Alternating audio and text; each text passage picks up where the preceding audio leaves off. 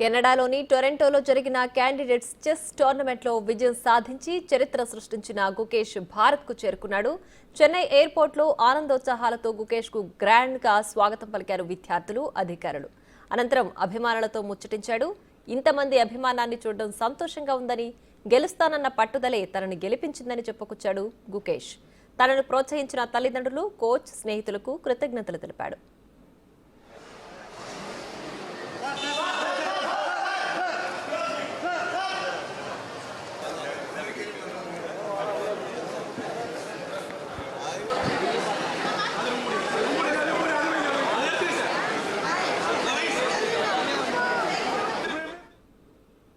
ஸ்டார்ட்னு எனக்கு நல்ல ஷேப்ல இருந்தேன். அப்புறம் இந்த 7th ரவுண்ட் லாஸ் கொஞ்சம் பெயின்ஃபுல்லா இருந்தாலும் அதுல இருந்து நான் சீக்கிரமா வெளியே வந்துட்டேன்.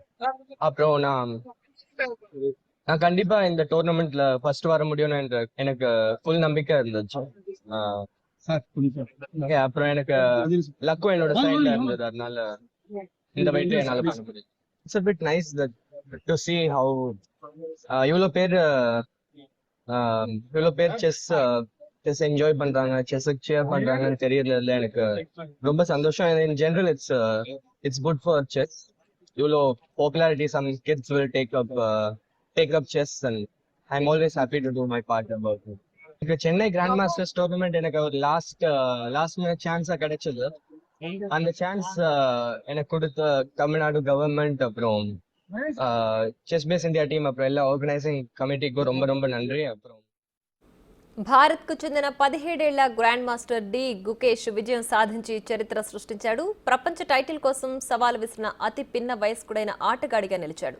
ఈ టోర్నీలో గుకేష్ 14కి 9 పాయింట్లు సాధించి టైటిల్ను కైవసం చేసుకున్నాడు. టోర్నీలో తన చివరి మ్యాచ్లో అమెరికాకు చెందిన హికారు నకుమరాతో డ్రా ఆడాడు. దీంతో అతని మార్కులు 8.5 నుంచి 9కి పెరిగాయి.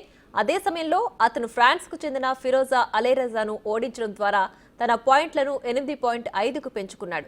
అలీరజా ఓటమితో గుకేష్ టోర్నమెంట్లో నెపోన్మియాచి నకమురా అమెరికాకు చెందిన ఫాబియానో కరువానాపై హాఫ్ పాయింట్ ఆధిక్యం సాధించాడు. ఈ టోర్నీ గెలిచిన రెండో భారతీయుడు గుకేష్ రికార్డు నెలకొల్పాడు.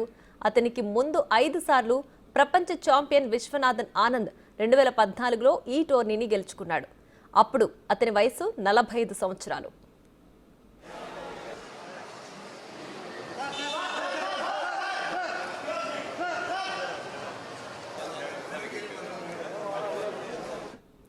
ఇప్పుడు ప్రపంచ ఛాంపియన్ టైటిల్ కోసం చైనాకు చెందిన డింగ్ లిరెన్తో తలపడనున్నాడు. అయితే ఈ మ్యాచ్ ఎప్పుడు ఎక్కడ జరుగుతుందనేది మాత్రం ప్రకటించలేదు. ఇక గుకేష్ కంటే ముందు 1984లో రష్యా ఆటగాడు గ్యారీ కాస్పరోవ్ ఈ టోర్నమెంట్ను 22 ఏళ్ల అతి పిన్న వయసులో గెలుచుకున్నాడు. చెన్నైకు చెందిన దోమరాజు గుకేష్ గెలుపుతో తమిళనాడు వ్యాప్తంగా ఆనందోత్సాహాలు కనిపిస్తున్నాయి.